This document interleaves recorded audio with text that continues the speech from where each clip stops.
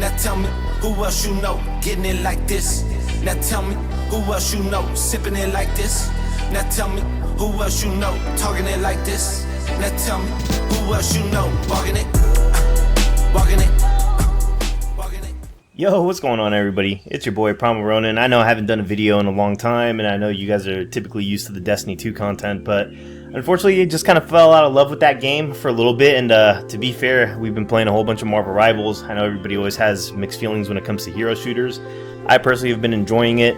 Last season, I hit Celestial in comp. I do plan to eventually start streaming comp. I made an alt account so that way I can do like a bronze to, hopefully Celestial or Eternity push that I'll try to start streaming. But with the new season already being out for about a week, I decided that, I'm just going to come out and my first video of Marvel Rivals be essentially a tier list. Now, this tier list, of course, is just based on my own opinion. What I've seen so far in the game while playing it, and then also my past experience of when I was comp grinding to get to Celestial last season. So without further ado, we're just going to go ahead and dive right into it. So starting off, the first character that we're going to go over is the Thing. Now I will say, I wasn't too impressed when the Thing first came out. I did think it was super annoying to play against just because it always felt like they were just sprinting everywhere, knocking you up in the sky, and then just, everything is like a right-click hero, almost like a rocket. But with the changes that they made this season where the Thing can actually leap into the enemy backlines and essentially deal like, I've seen things just completely fly in and do just straight up one-shot combos. I've been pretty impressed with that. Unfortunately, still, I think B tier is a good spot for the Thing. I think in the right hands, of course, he can definitely be an A and even an S tier character. But just for the average player base, I would honestly just put him as a B tier.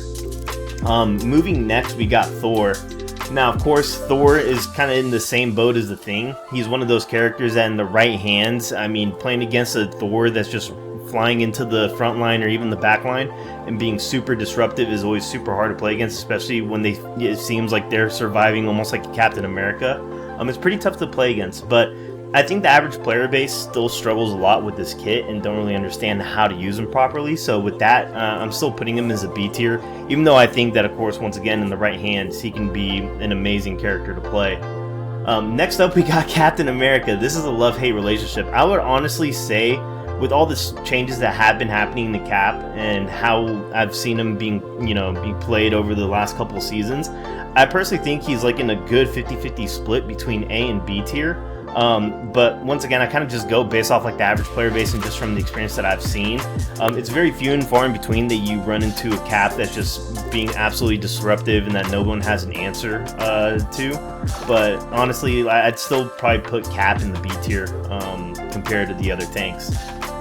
Next up, we got Penny Parker. Now, I love Penny. She's one of the tanks that I have lorded. I think she's absolutely amazing, especially for convoys where you have to defend.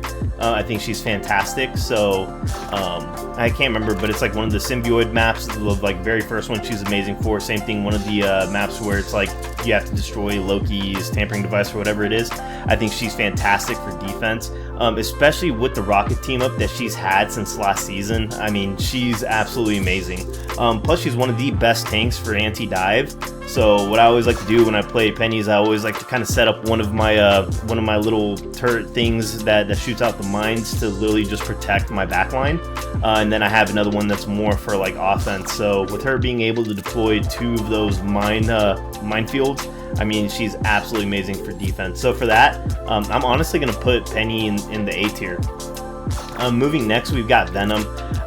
I know that like a good Cap is essentially just a better version of Venom, but I think for the average player and for the kit that Venom has, Venom is one of the best dive tanks in this game. So because of that and just his survivability just from the base kit that he has alone, same thing, I'm gonna have to put Venom in A tier. I think he's just fantastic. He's also another tank that I've lorded, so I might be a little biased towards my decision to put him in A tier. I just think that you can do phenomenal things with Venom. You could be disruptive, you can apply pressure. Not only that, his rollout to get to the objective, so whether you need to touch or get to a fight quick, he's one of the best to do it. So Venom's definitely going to be A tier in my opinion. Now, if you were to ask me about the Hulk a couple seasons ago, I would have probably told you that like Hulk would have been like a B or a C tier. But of course, with like the team ups that he has, and then just how great I've seen Hulk being played over the last couple matches and seasons that I've been playing comp, he's just impressed me more and more every single time. So I'm gonna have to put Hulk honestly as an A tier. Just seeing a super aggressive Hulk that's bouncing in and out, being super aggressive, disrupting the backline, and then on top of that, providing support to any divers that you do have, and the fact that he can also chunk, Wolverine across the map. It was the same thing with the Thing. I think it's fantastic. So Hulk, I'm gonna have to put Hulk as A tier. Next we move to Groot. Groot is also one of my favorite tanks, and to be fair with you, Groot, I know a lot of people have Groot in their A tier. I'm putting him straight to S tier. I still think that playing against a good Groot player is one of the hardest things ever, especially if you're a support player, because the way that he isolates, characters and can just sit there and apply constant pressure he's one of the best tanks, and there's a reason he was perma banned for many seasons, and so for that reason, I'm gonna keep Groot in the S tier. Moving next, we got Mama Walk 'em Down Emma Frost. Emma is absolute S tier, and I know she recently caught a nerf, but I'm gonna be honest with you, I just lorded her. It took me less than 18 hours to do it.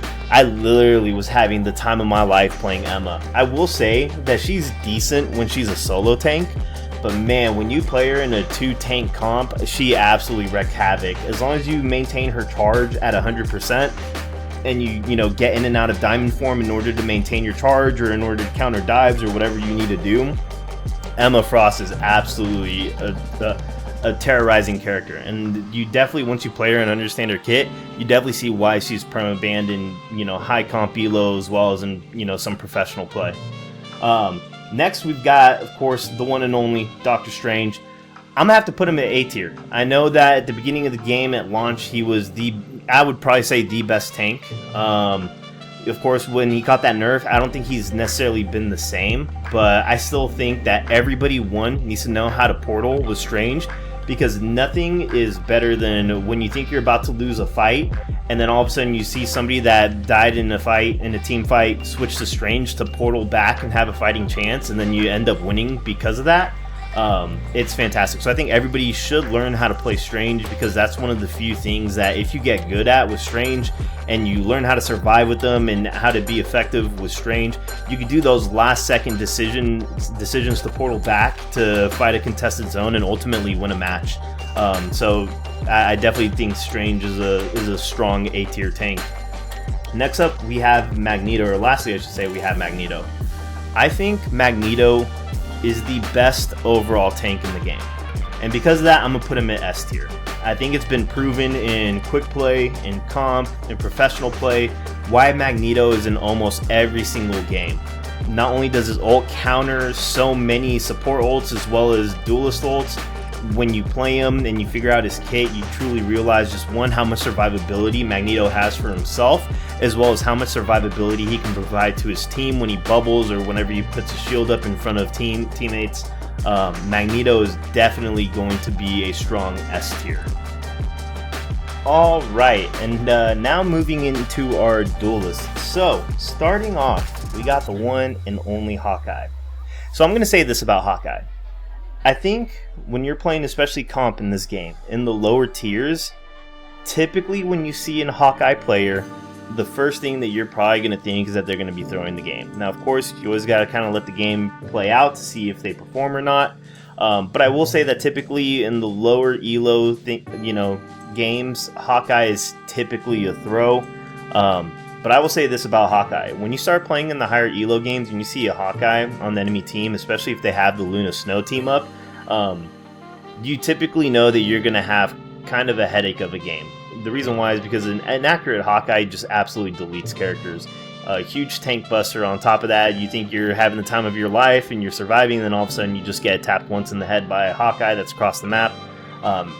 So it could get pretty tough. So I'm going to honestly say for Hawkeye, I'm definitely going to put him as an A tier. Now, of course, that's solely dependent on the person that's playing Hawkeye. Just because you play Hawkeye and you pick him up, it's not going to mean that you're going to be crushing everything. It's one of those characters that it takes a while to get good with them, but once you do and you're accurate, you're definitely going to be you're going to swing the momentum of matches, in my opinion. Next up, we have Namor. Now, I will say, even though Namor had the Hulk team up last season, if you asked me during season 2.5, I would have still put Namor as B tier. With the changes that they made with Namor, especially with how fast he throws his spears now, it's amazing. I don't think that there hasn't been a Namor match that I've played this season that I haven't thoroughly enjoyed. I've had an absolute blast playing with Namor, and just also the fact that he can consistently 2-tap 250 health characters is amazing. For anybody that's picked them up, literally give it a try. It's so consistent on how often you can just sit there, left click, right click, and boom, you have a 250 health character just deleted right in front of you. Especially when you're playing it and then you have Hulk's team up.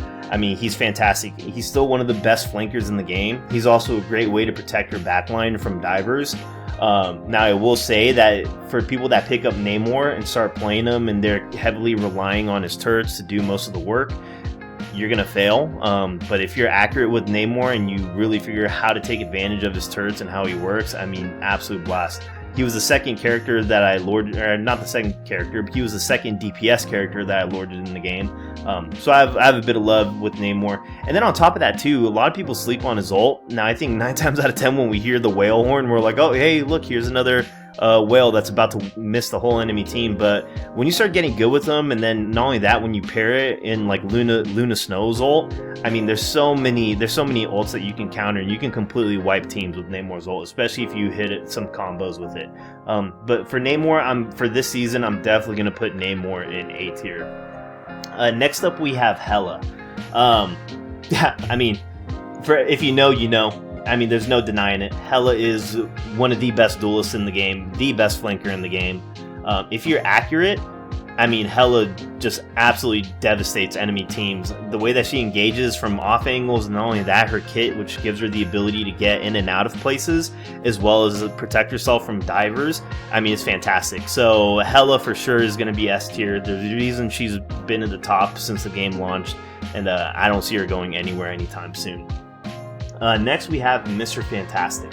So Mr. Fantastic is kind of in a weird spot for me. So at first, Mr. Fantastic, in my opinion, like when he first launched, he was definitely D tier. Then, of course, they kind of reworked him a little bit, which kind of put him in B tier, in my opinion. This season, you know, they quote-unquote nerfed him. I don't really look at the changes that they made with Mr. Fantastic as a nerf. They just, like, lowered his health by, what, like 50? It's not anything crazy. Mr. Fantastic, I think in the right hands, is absolutely devastating. There's so many things that he counters. He's great against protecting your backline against divers. On top of that, too, you could play Mr. Fantastic very aggressively, get in and out, especially when you understand his kit and you really know how to use him properly. I was also very surprised, and people might look at me weird for saying this, but just at how good of an anti-flyer Mr. Fantastic was. There was moments where I was playing as like Storm or Iron Man, and then all of a sudden my character would just drop out of the sky, and when I realized that it was Mr. Fantastic that was grabbing me, the next thing that I did was play Mr. Fantastic, and I'm starting to realize, like, oh man, dude, if flyers aren't like all the way up in the sky where I can't hit them, Mr. Fantastic actually does pretty well against flyers. But just with his overall kit and how well he can protect your backline from divers like Black Panther, as well as like when he does get up close and there's like a Jeff or a Rocket and he can just grab onto them and take them out, I'm gonna honestly put Mr. Fantastic in the A tier. Now I think, of course, in all honesty, I don't think he's like a strong A tier, but I don't think he's bad enough to be in the B tier, if that makes any sense. So I would probably put him like 60% A tier, 40% B tier, like that. That's kind of what I'm looking at, but definitely majority in the A tier. Next up, we got the one and only Tony Stark, Iron Man. Now, Iron Man, if you asked me last season, this man was living in the A tier. I would honestly say that he was probably like 30% S tier, 70% B, or 30% S tier, 70% A tier. But the nerf that he caught is pretty significant. So I'm gonna have to put him in the B tier, and here's why. The reason why I'm putting Iron Man in the B tier is not only is he doing a little less damage with his when he boosts up, but it's taking his ult a hell of a lot longer to charge up now. Unless you're just going balls to the wall with damage, like at a lot of times, like last season, you could get your ult before an enemy support, got their ult, and you always had it ready to go to try to counter an enemy support. But now, like you're getting that ult typically when there's like a second wave of support ults coming. So because of that, that's why he's in B tier in my opinion. But yeah, like last season, the man was a strong contender that in the right hands was definitely S tier. He was a strong A tier. But I'm gonna have to say that during season 3, he's gonna be B tier. Next up, we got the cheaper town ho, the one and only Iron Fist, motherfucking Kung Fu Kenny in the building. He's also in another weird spot for me because he's no longer the tank shredder that he was. And let's be honest, right? If you're a support player, I think we've all had the issue where we're just sitting there giving off heals, and then all of a sudden we got a Kung Fu Kenny that's punching us in our face, beating us down. We've all seen the memes and we've all felt it. I think that he's now back to being that backliner where his job is to focus more on the supports instead of kind of being the strength shredder that they made him be. And in the hands of the right player, Kung Fu Kenny just has crazy survivability. They can be super disruptive, they can isolate their targets and just take them out. So because of just where his kid is at right now, he's also in that weird state where I wish that I put him in the B tier, but I'm honestly going to say that he's once again one of those characters that's like 60% A, 40% B. There is, of course, like the skill gap of being a good Iron Fist, and then just the typical ones that you see in quick play. So I'm gonna have to put him in A tier for now. So next up, we've got the one and only Spider-Man. Now I'm gonna be completely honest with you guys. I hate Spider-Man, and the only reason I hate Spider-Man is not because he goes in and disrupts the backline. The reason why I hate Spider-Man so much is because Spider-Man has literally become like the TikTok clip farmer of Marvel Rivals. I can't tell you how many times I've had a Spider-Man on my team that's either trying to be the next Necros or is trying to literally farm clips for TikTok, and the other team has a Spider-Man that's actually playing the game and is diffing the absolute crap out of our Spider-Man. I mean, I've had games where I'm like, oh hey, we have a Spider-Man, and then I'm playing along, and then I open, I see what the scoreboard is, and the brother is 1-10. And they are refusing to switch off Spider-Man to get on a character to provide value and win the game, all because of ego. That's just my personal beef with Spider-Man. Now, of course, not every Spider-Man, I'm not saying that Spider-Man is a bad character. There's people that pick up Spider-Man and are absolute monsters with them.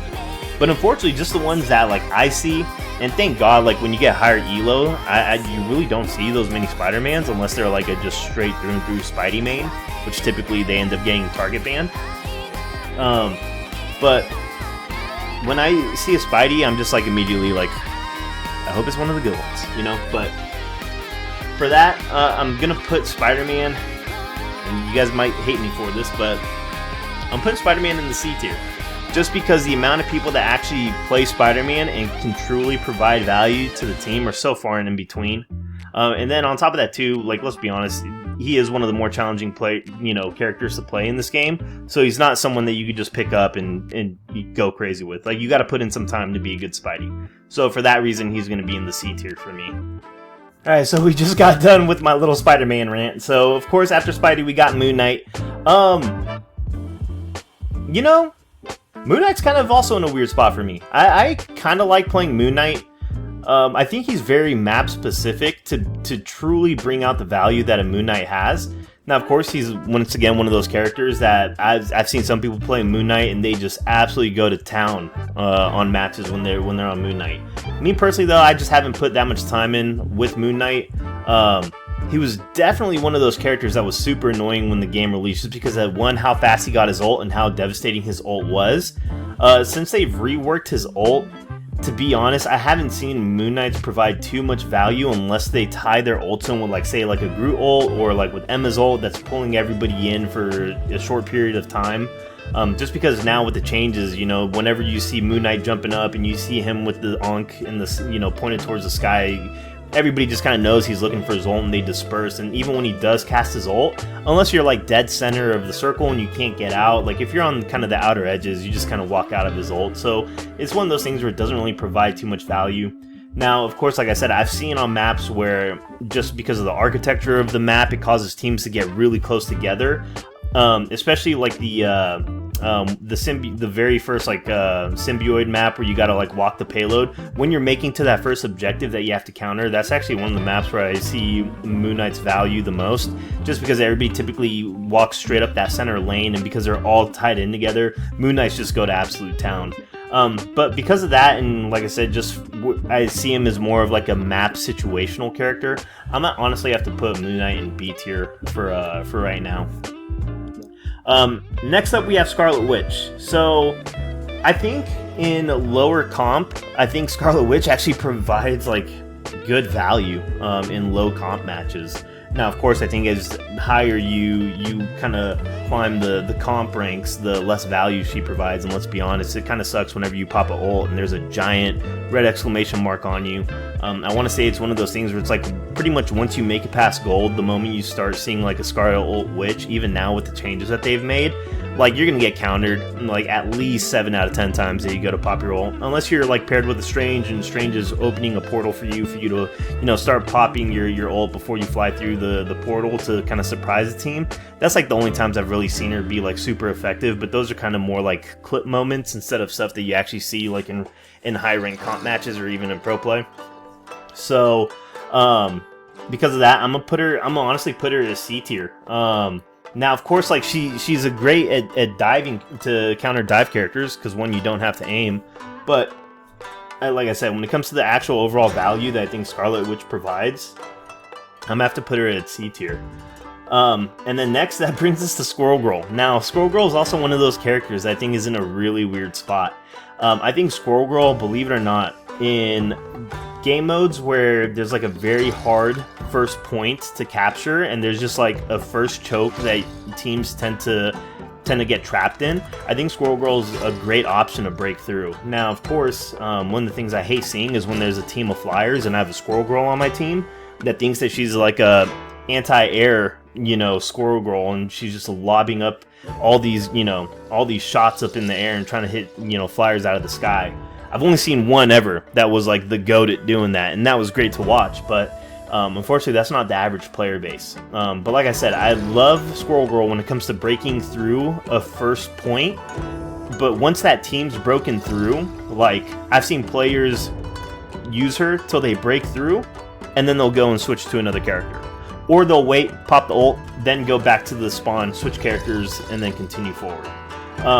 Other than that, she's really good at feeding the enemy strategists their ults, because all she's doing is kind of that annoying like AoE back of line damage or like frontline damage, and your healers are just sitting there and they're just eating it up. So because of that, I'm gonna put her as a C tier. Next we got Black Widow. Okay, so don't judge me, guys. Black Widow was the first duelist I actually lorded. She was like my second lord overall, I think. No, third. She was my third lord overall, the first duelist that I lorded. Now, here's the honest truth about Black Widow. 90% of the player base plays Black Widow wrong. Because a lot of people are thinking of, I can't remember who the character was in Overwatch, but for those that know, you guys know. That character, literally, their job was to stay in the back, get the headshots, and boom, move forward. Black Widow isn't that. Now, she's still not she's not a frontliner, so don't get me wrong, like, don't go flying in thinking that you're supposed to be like a flanker or something like that, even though you can play her in that role. But she's like as weird as it says, she's like a weird middle-of-the-pack DPS player. When I've played her, that's kind of how I've played her. I always do like to stick close to the healers. The reason why is because if there is somebody diving them, her E ability is fantastic to counter divers. So I think she's great if you actually learn how to play her.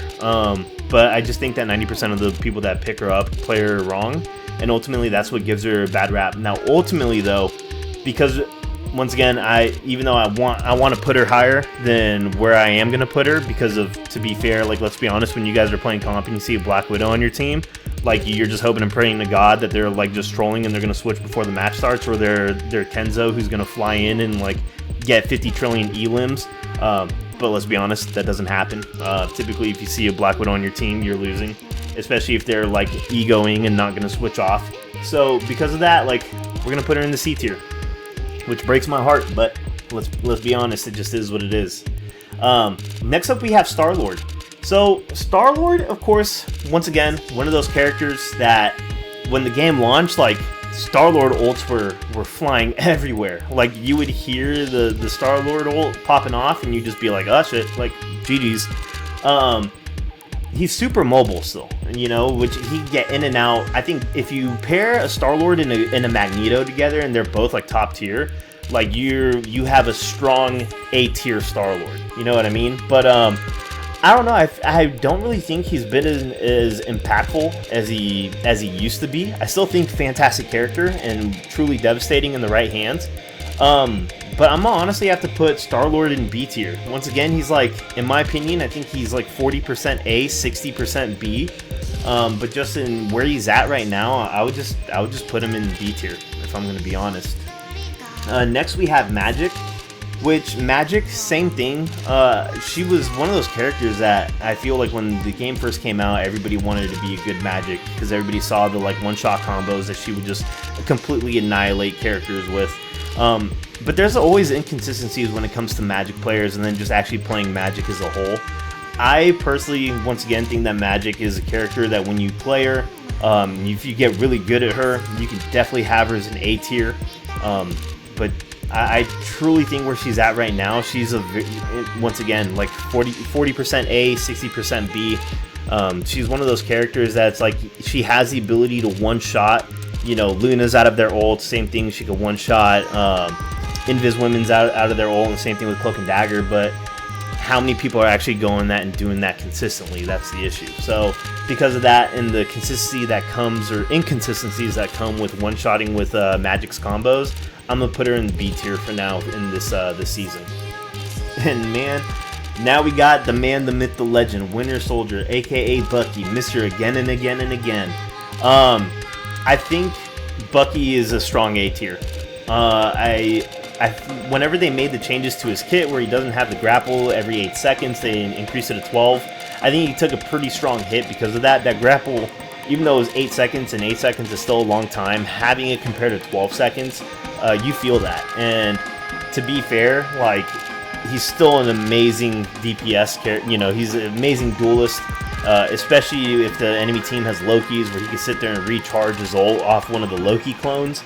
I mean, there's nothing funner than getting Bucky and then you're killing like 7, 8, 9, 10 people in a row. And let's not forget about when you're ulting and all of a sudden you hear that Born Again from Adam Warlock and you're just like a little kid in a candy store with Bucky. But unfortunately, where he's at right now, I'd say A tier. He's a very strong A tier, and I think he belongs in A tier. I think he's good where he's at. Of course, once again, in the right hands, he's definitely S tier. But where he's just at baseline on his character, he's an A tier. Next up, we got Black Panther. And let's be real here.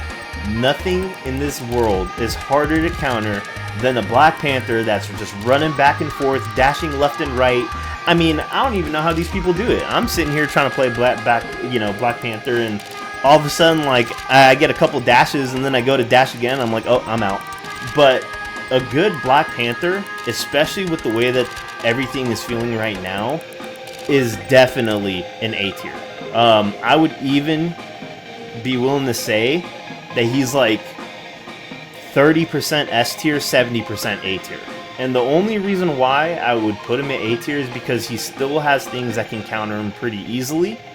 Even though, granted, a good Black Panther is super hard to counter and they just magically always survive anything, I would put him in a strong A tier for where he's at right now. I don't know why Loki's all the way over here. Let me move him back with the strategist. Alright, so next up we have Psylocke. So Psylocke. Let's talk about Psylocke real quick. I'm over here rubbing my hands. I don't know if you guys hear that in the mic or not.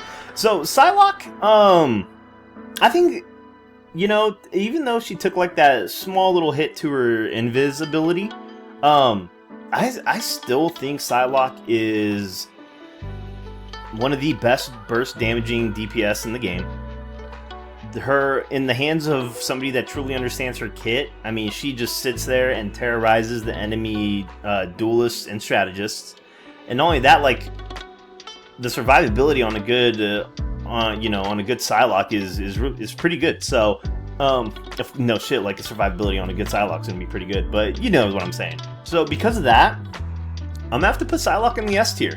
I think she reached S tier, during season 2, and I think she's kind of been living there comfortably, especially with the Emma team up that she has, being able to create that Psylocke clone and actually just sit there and burst down targets. I think that puts her in the S tier, and there's a reason I personally ban Psylocke in my lobbies, because there's nothing worse than when I'm sitting there healing the backline, and then all of a sudden I just flop over because I just get comboed by a Psylocke. So because of that, Psylocke's going to be S tier. Now, next after Psylocke, we have Storm. Let's be real, since Storm came out, she's been in the S tier, and there's a reason she's almost been banned. I want to say like 8 out of 10 games that I play, like, she's getting banned. Just the ability that she can boost the whole enemy team, or the whole team, is one of the main reasons why she gets banned. And to be fair, with the team up that she has with Jeff now and her ult, like, that's just another icing on the cake on why she's getting banned in high elo. But in the hands of somebody that's accurate as well, like, she's a mini Hela, so a mini Hela that's just flying in the sky, so it's like even more annoying. So because of that, she's going to be S tier. I mean, she's been S tier since game launch. She's S tier till now, and unless her whole kit gets a pretty solid nerf, like, she's going to stay in the S tier. And also, before I do start going to Punisher, she's really good at countering dive characters because of, once again, her E ability. So what I typically do when I play Storm and I see that someone's like incoming, I mean, it's just easy. It's an easy combo. It's like right click E, left click, boom, they drop. So or something like that. It's always so weird. Like, I hit it all the time when I play, but when I have to talk about it, I'm always sitting here trying to figure out what my button layouts are and how I do it. But anyways, so Storm, strong S tier. She's living there, and she's going to stay up there. Next up, we've got Punisher. I honestly think it's almost ironic how one of the easiest characters to play in this game is also one of the best characters in this game. There's no denying it. Ever since they made the change to Bucky, like, what used to happen was, like, Punisher was A tier, Bucky was S tier, and then it's like they nerfed Bucky, so Bucky went to A tier, and Punisher went to S tier. And even though, like, yeah, they nerfed his turret, so he's not sitting there just feeding his ult with his turret, he still gets his ult so quickly just by normally engaging targets. And let's be honest, like, Punisher shreds Groot as well as Groot walls. I just absolutely, like, love how he counters air characters. It blows my mind when, like, we go up against a whole team of flyers and I don't see a single duelist, like, switch to Punisher. In my mind, I'm like, oh, are we throwing on purpose, or, like, what's the end goal here? So Punisher, just because of, one, how devastating just his normal firing weapon is, as well, like his auto rifle as well as his shotgun, it's absolutely phenomenal. His ult too, let's be honest, it's one of the few ults that, one, can take care of whole enemy teams, whether if they're grouped up or if they're dispersed.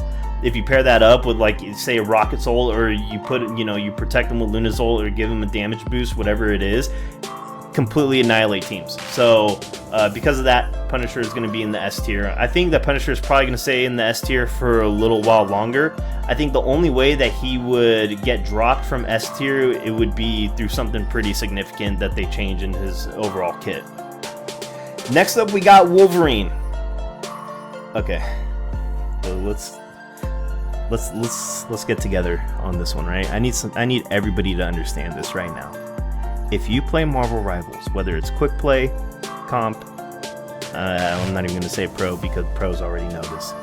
If you see an enemy Wolverine just lurking around the corners, trying to kidnap your tank, fucking look at him, shoot him, do something. I can't tell you how many times I've actually seen Wolverine just walk around freely in this game, and nobody does anything. It's like this game's been out already for I don't know how long, Like we're on season 3 and people still don't know to look at Wolverine when he's trying to kidnap a tank? Like, are we serious here? And then let's not forget the team up that he has with Phoenix right now, and the tech to always have that ability up and active. Like, if you aren't shooting this man when he has your poor tank in his grasp, like, what are we doing here? So Wolverine, I will say, was always strong A tier. One of those characters, 40% S, 60% A, maybe 70% A, 30% S. But this season specifically is, and probably until they get rid of this team up that he has with Phoenix, Wolverine's going to be living in the S tier. And I can guarantee you that this season, especially if you're playing comp, you're going to see a lot of Wolverine. So anybody out there that's, you know, where you used to see Wolverines, like, get ready to see him a lot now. And please protect your tank, right? Because you have to protect your tank. Your tank, at the end of the day, is your, I'm not going to say your foundation, but if you let your front line crumble, the team's going to crumble. And the easiest way to do that is by killing this dude before he kills your dude. You feel me? So, handle that, boys and gals. Alright, next up we got Human Torch. I actually think that it's still pretty ironic how people don't know how good Human Torch is. Human Torch is probably one of the higher DPS characters in this game. Now, of course, for those who know as well, like, if somebody's just like sitting there with a shift and they're meleeing and moving around on their Human Torch, like avoiding getting hit, you're not going to hit them, because I don't know what it is about that little movement tech, but holy Jesus Christ, like, you ain't hitting shit when they start doing that. That on top of just like the overall damage that he outputs, and let's be honest, like, when he just slams into the ground and he sets up those perfect little fire spores, like, Human Torch can be pretty devastating. So there's a reason he's on the perma ban list, and there's a reason why he's in the S tier. So I think Human Torch still has a great kit, and I still think he's a strong S tier, and yeah, like, that brother's gonna be living up there.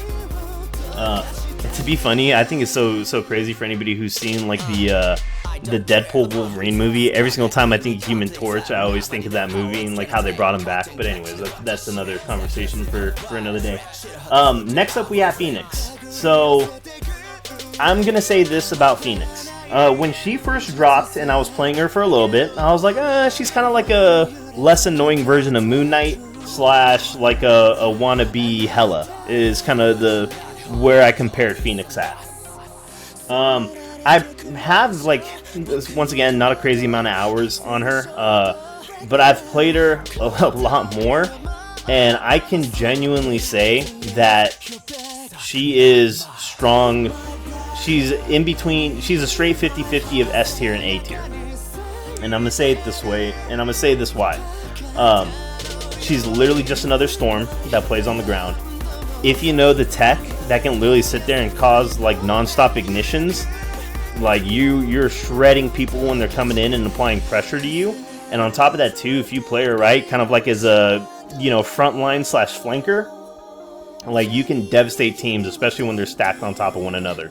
If you have good accuracy and you hit your shots, like, you can be devastating with Phoenix. So for that reason, I'm gonna say that Phoenix is gonna be in the S tier for this season, for right now. I think she won't be there for long. I doubt they're gonna let her live with the kit the way that it is. So I can probably foresee, like, when season 3.5 rolls around, that she'll catch some form of slight nerf. But until then, I think she's living in the S tier, and she's living there pretty comfortably. So with that, of course, that wraps up all of our duelists, and now we're gonna go ahead and we're gonna go into our strategists. Alright, so now getting into, personally, my favorite category of the game. For anybody who knows me, I am a strategist main. I also flex tank a lot. I tend to let the DPS people do the DPS things, even though I do have characters I do pretty well with. But if I'm playing comp, I'm either going to be a tank or I'm going to be a strategist. Like, that's just how I play this game. So this is my favorite category. I have almost every single one of these characters lorded, except for the first one that I'm going to talk about. And let's get this through everybody's head right now. If you're playing Marvel Rivals, and if you are not doing a triple res comp, there is absolutely no reason why you need to be playing Adam Warlock. If there's only 2 duelists on the team, or not duelists, I'm sorry, if there's 2 strategists on the team, right, and say it's like a Luna Snow, and you're choosing Adam Warlock, you are throwing. Since this game released, there has only been, and I'm shitting you not, there's only been 2 times where I've played this game where I've been like, thank God we had that Adam Warlock on our team. Good Adam Warlock players are so few and far in between that they are just like, they're mystical creatures in this game. Like, I'm being dead serious. If you pick Adam Warlock and you're not doing like the triple res comp, which in my honest opinion, like, hasn't been that great since like the beginning of the game. Like, it's still pretty good in pro play, but I mean, those are professional players. We are not professional players, right? Some of us can pretend that we are good enough to be professional, but we're not, right? Let's be honest with ourselves. Like, there's no reason to be picking Adam Warlock. Now, of course, like, if you're picking him to be like a flex third support, like, okay, that's okay in my opinion. But if it's literally just you and one other healer and you're picking Adam Warlock, you are throwing for your team. Nothing is more annoying than when you think you're about to resin your whole team just to get a Bucky ult slammed on top of you because you're literally just running right around the corner. Like, you don't spawn in this giant golden ball that the whole team, the enemy team, can see, and they're just like, oh, they're right around the corner. So let's not do that, please. Alright, let's not pick Adam Warlock when there is not a need to be Adam Warlock. So because of that, this brother's in the D tier. 100%. You can't argue with it. Once again, as much as you want to say that Adam Warlock can provide value, it's very, very, very situational that he does. So, because of that, Adam Warlock's going to be in the D tier. Next up, that brings us to the one and only Loki. This is going to blow y'all's minds when I say this. Loki is the third, in my opinion. Actually, no, I wouldn't even say third. Loki's the second best healer in this game. Now, I need you guys to kind of take a minute to realize this, right? But Loki is literally the second best healer in this game. The biggest issue when it comes to Loki is people don't understand how his kit works. And even if you understand how his kit works, it's actually executing properly with his kit. His lamp ability is literally a mini support ult. That lamp counters so many incoming duelist ults, and when used properly and you just have your clones ready to go, you can save your whole team. Not only that, like, there's a reason why in professional play and then even in higher elo, you always see teams running Loki and Luna. We'll get into Luna later, right? But there's a reason you see that. Loki just provides a stupid amount of value to the team. And the worst part, right, is when you're playing a match and you see a team and they're running triple support, one of them being Loki, and that brother's like a duelist in disguise. So because of that and how good Loki is, I'm putting Loki in the S tier. And next up we got Luna Snow. Okay? Luna motherfucking Snow. Luna the Goonin Snow. I know all of you guys are seeing that new bikini skin that just dropped for her. I just want to know how many people just dropped the money right off the rip to get the golden coins to get her skin right off rip. I know some of you guys aren't waiting for that. Like, you're like, event, like, pay to win. Yeah, we're paying for the skin. Okay, so Luna Snow. Luna Snow is the best strategist in the game. There is no question about it. Luna provides the highest value when it comes to any strategist. Her Snowflake ability has, like, when I've played Luna Snow, I've brought back so many people from the verge of death because of her healing ability. And I'm going to say this about her too. When you're playing Luna Snow and you're on a team that's absolutely, like, demolishing it, or say everybody's healed up, everyone's doing fine, start hitting people with her. You'd be surprised how much damage Luna Snow can actually do, and for the love of God as well, like, yo, hit that shift ability, start double clapping them hands, and get that Iron Man out the sky. You would be so surprised how easy it is. It's like only 4 hits. Boom, boom, boom, boom, Iron Man down. You know what I mean? So, Luna Snow, like, when she pops her ult, everybody's dancing, everybody's happy. Like, we can all, how many times have you guys been close to death and all of a sudden you hear Luna Snow start singing and you're just chilling? The best healer in the game. And not only that too, like, her ult is a cornerstone for a lot of combos too. So just the overall value that she provides, and in the right hands, like, your team's living. So because of that, Luna Snow, she's gonna be S tier. This lady's living there. I don't think Luna Snow is ever going to leave the S tier. Best healer in the game. And now we come to fucking Jeff the Land Shark. I actually would have, in the past, I would have probably put Jeff as like maybe like in between C and B tier. I hate the changes that they did to his kit. And I'm gonna be honest, like, in higher elo, if you pick Jeff, like, you're throwing. There's really nothing good about him. Like, yeah, he can sustain heal, but when you need the healing to actually keep you alive, he's just not going to be able to cut it. Nothing's worse than the game's about to, match is about to be over, then you have a Jeff who magically is going to go and use his ult to win the game, only to find out that, like, once he uses his ult and he crosses off point, you lose the match. Or he even ults and he loses the match anyways because he's underground and he's not actually, like, considered on the point.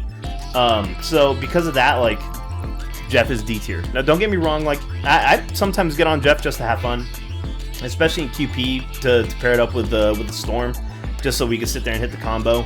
But I would never touch him in competitive. I just wouldn't do it. I feel like it's such a throw pick. So because of that, like, I'm gonna have to put Jeff in the D tier. Now, next up, we got the one and only Invis Woman. Invis Woman. So, once again, something I need everybody to understand. With how much of an issue Wolverine is, if you are a healer and you don't use Invis Woman, you need to learn. Invis Woman is one of the few characters that actually can handle so many things that people don't know about, right? So, Invis Woman, right? Wolverine comes flying in, try to kidnap your tank. Guess what? The little push-pull ability that she has counters that. So congratulations, now you've saved your tank. On top of that too, since she's burst healing, if he does grab a tank, you put your shield on that tank, and then on top of that too, you just concentrate them with her heals. They can outlive the damage that Wolverine's dealing. Now, her ult can save a team, like, let's be real, but there are also moments where, like, her ult is kind of a letdown because it just doesn't provide the overall healing that, like, say, Luna's ult does. But it is still an ult that can save your team and win the game. Her kit too, so, like, the little ball that she throws out, a lot of people don't know, but you can actually counter. You can counter You can counter Iron Man's ult with it. I can't tell you how many times I've actually, like, Iron Man ult incoming, and I just throw her little ball out, and boom, it connects with it. Everybody's free and alive. On top of that too, you throw that ball out on any flyer and it drops them out of the sky. So, because of her kit and even the combos that you can do and the push-pull ability that she has, which once again counters Wolverine when he comes and grabs, but can also secure kills for your team by pulling in one of the enemy teams closer to your front line or even past your front line when they're trying to, like, get around a corner to get heals, is amazing. So because of that, we're going to go ahead and put her in the S tier where she rightfully belongs. And also, before I do forget to say this, Invis Woman is the third best healer in the game, right? So in the S tier alone, you have Luna Snow, which is the first best, Loki, which is the second best, and Invis Woman, which are the third best, right? Now, I know that some of you guys are gonna you guys are like, what the hell? Like, Cloak and Dagger's right here. You don't even have her in the top 3? I don't. And this is why, right? So, Cloak and Dagger is an amazing strategist. She's an amazing healer, right? I will not take that away. And the kit that she has is a kit that's good enough to put her in the S tier. But ladies and gentlemen, Cloak and Dagger is an A tier strategist. And this is why, right? When you're playing Cloak and Dagger in quick play and even in competitive, Cloak and Dagger is fantastic until you start getting to, like, GM2, GM3 and higher. And the reason why is because at that point, everybody and their mom has something that can counter Cloak and Dagger's ult. Right? I can't tell you how many Magnetos you're going to run into that are just waiting to LeBron James you out of your ult. And the thing that you're going to say is you're like, oh, well, that's easy. I'm just going to cast in Cloak form, right? So the moment I'm done, I can just sit there, do my fancy little shadow twirl, and not get hit. Good Magnetos don't wait for you to be done with your ult in order to hit you out of it, right? For those who don't know, the moment you start popping your ult is Cloak and Dagger.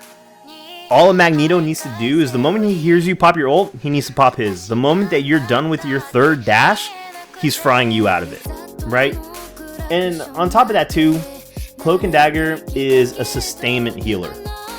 Sustainment healers are fantastic when you're running a comp that's only like 1 tank, 3 DPS, and then you and another healer. But when you start playing like these higher matches, like it's pretty standard that it's almost like 2-2-2. You know what I mean? You got your 2 tanks, your 2 DPS, and then your 2 healers. When you're playing in higher elo, people communicate. People focus characters. So unfortunately, the healing that Cloak and Dagger does just isn't enough to save your team. And that's just what it is. And to be honest with you, like all Cloak and Dagger mains have an issue grasping that concept. There's a reason why she's called Crutch and Dagger. Like, let's be real here. You don't need to aim. All you gotta do is just literally look at someone and hold your left click, like boom, you're good. You're healing. When you get to the higher elos, you can't do that anymore. When you get to the higher elos, you need to be running a burst healer, and that's unfortunately why you don't see her in the S tier.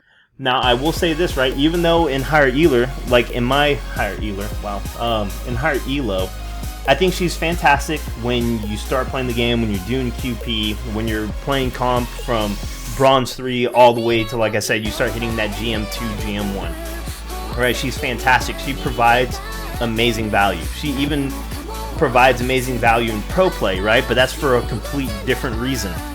But just once you start getting like to GM1 and higher, like Cloak and Dagger just isn't the answer anymore. And I know, once again, that's a tough pill to swallow. That's not saying that she's not good when you get to that elo and you can't use her. Of course you can. People are going to use her and they're going to do absolutely fine with her. But it's just one of those things where, like, when you play Cloak and Dagger and you start to see these things and you understand, like, now it's one of those things where you're like, now you know. I used to be that. I used to literally only use Cloak and Dagger when it came to healing, but then when I started realizing, like, oh man, like everybody's like countering me out of my ults, or like, oh, here's Magneto ready to slam me again, and me just hoping and praying to God that like he's gonna miss. You know, once I started like getting over the fact where I'm like, right, maybe she's not the answer, then I started using Invis and Luna and Loki, and I started being like, okay, like these are the actual answers.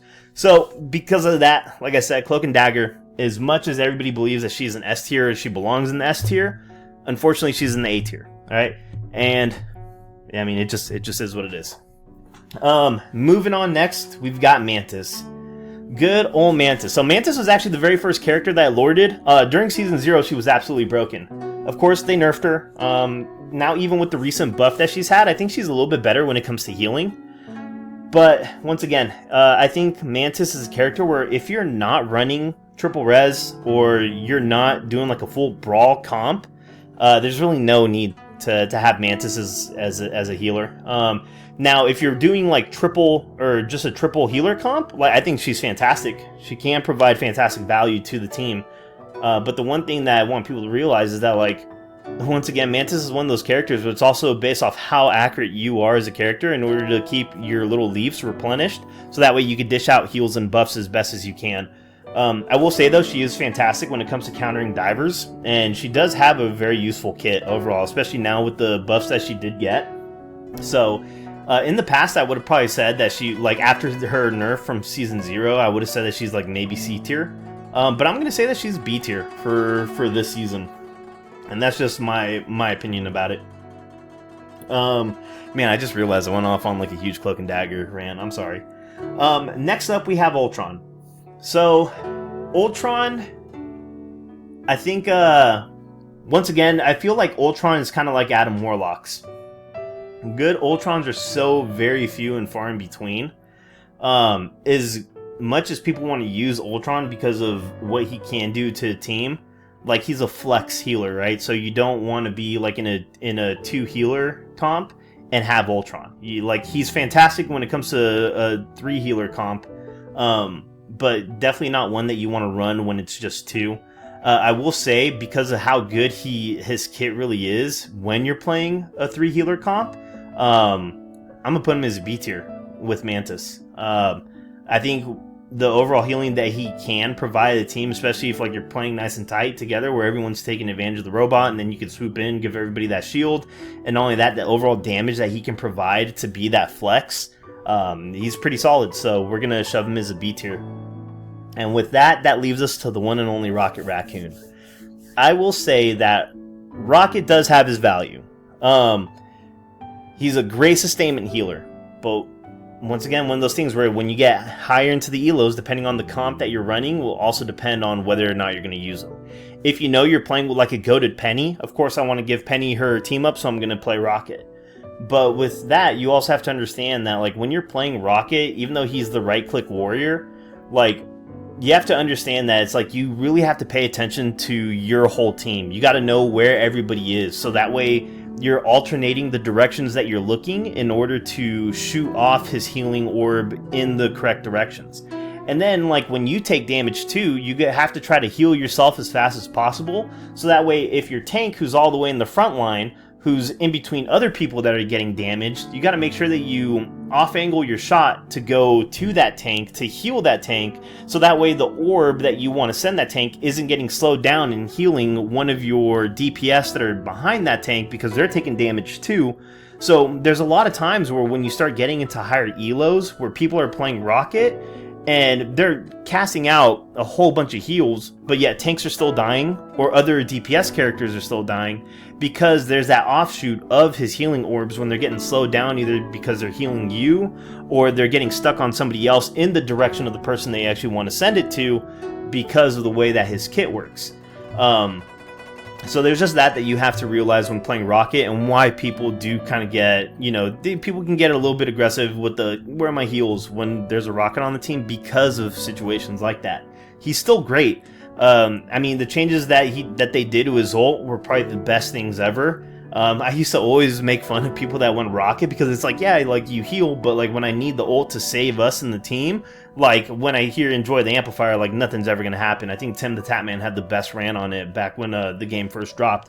Of course, that's not really an issue anymore, but now it's just the issue of like the paces of how you're getting the healing orbs, and just like being, you know, understanding how to get those orbs to the correct people at the right times, so that way you can try to save them. Like I said, still one of the best sustainment healers in the game, but just where he's at right now, like I'm gonna have to put him as like a strong C tier. And I think one of the best things about his kit is his BRB, because of course, once again, that brings somebody back into the fight. But if his heals were just better, in my opinion, if they did something where it's like I don't know, if they could just like change how fast he could shoot his healing orbs, I think that would be better, just to kind of get him at the frequency out a little bit more. But just the fact that they get caught up on other players on your team to heal them compared to the target that you're actually shooting for, I think that's like the biggest issue with Rocket. But still, fantastic healer. So of course, guys, one, I just want to say I appreciate you all for taking the time to watch this video if you watched it. But this is, in my opinion, the Season 3 Marvel Rivals tier list. Of course, go into the comments, tell me what you guys think, tell me where I'm wrong, tell me what your opinions are, because I'd love to have these conversations. I do plan on, like I say, I have my alt account that I just created and got to level, so I do plan on eventually going and streaming my comp games. I want to do something different this time around. I want my alt account to be me using either duelists or tanks, but not really strategists like I do on my main account. Like I said, last season I hit Celestial. I had like an 84% win rate.